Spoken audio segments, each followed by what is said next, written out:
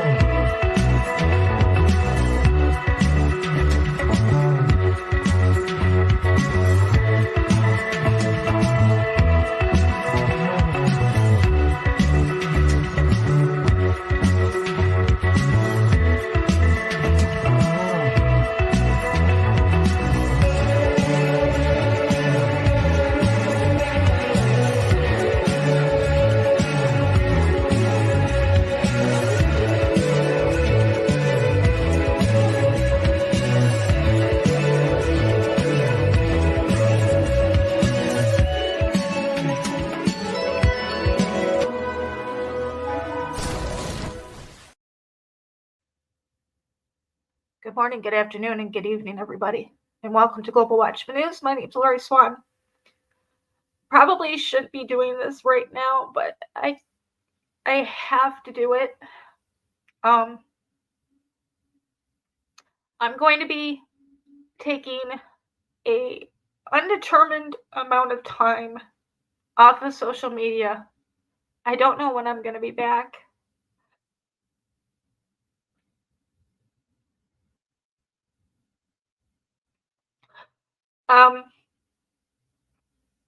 If you're following me on Facebook, you know that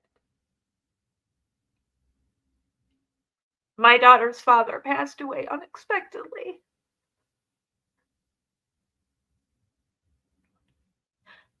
And I just can't concentrate on social media right now. The pages or YouTube.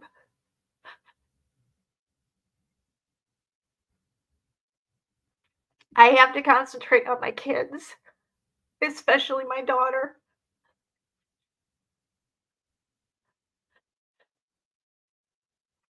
In the state that he lives, she's completely responsible for identifying the body and claiming the body, and she's completely shut down right now. She's not very well. My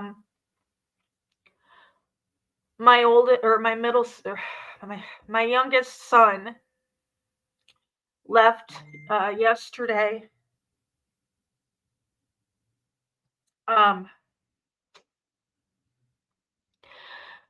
to go down there. Eric was his mother's primary caregiver, and she's got early stages, middle stages, Alzheimer's. And she can't be alone. So my youngest son, left. He just moved to South Carolina 2 weeks ago and just started a new job. But when he heard about what happened,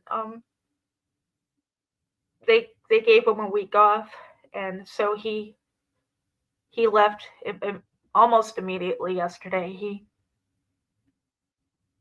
He had some things to do, and then he left. He's about, as of right now, he's about a couple hours. I think he messaged me earlier.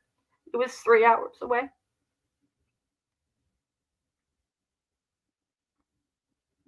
And my daughter and her brother, my middle son, are leaving today.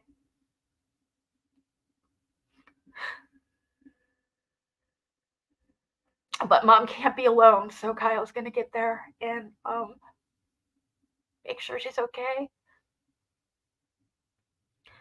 But in the state that they live, my daughter's completely and totally responsible, and I've got to get her through this.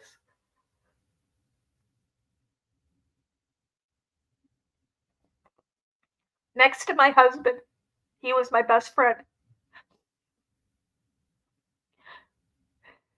We might not have been together, but we talked every day, every single day. Everybody loved him. I must have talked to 100 people yesterday, and not one person had anything bad to say about him. He was 47 years old. He would have been 48 in May. He let me get a picture of him. Here he is. That's Eric. He was just a great guy. And so Taylor has to identify the body.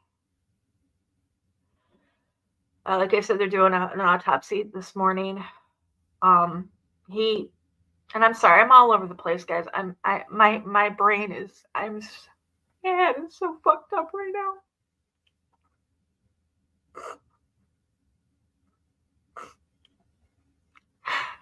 He had a headache Tuesday night, or no, Wednesday night. I can't even think. Today's Friday. Wednesday night. He had a headache, and he went and laid down, and his mom went in to check on him, and he was unresponsive. And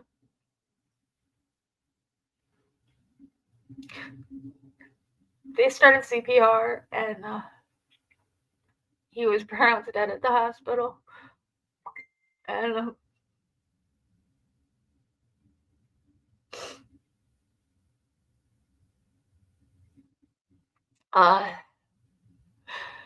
yeah, so I'm I just can't. I was going to ask for volunteers, for people to take over the pages on Facebook, but I just don't even have it in me to put people into, to get them situated, and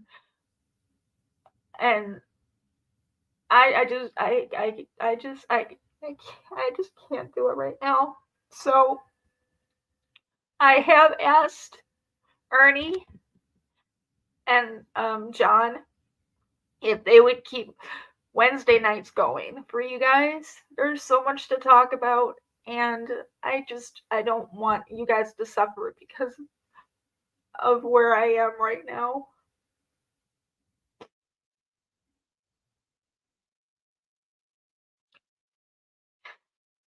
this has really hit me hard because he's 10 years younger than me. I was supposed to go first, you know? And I have this urgency now to get myself and Dave's affairs in order because I don't want my kids to have to go through the mess that they're going through right now. I want to make sure that everything's laid out for them so they know what to do because we are just flying blind right now.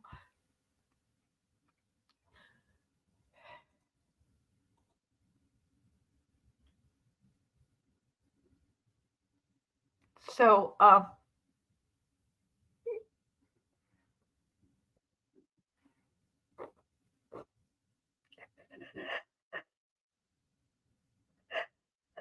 you guys can just say a prayer for us.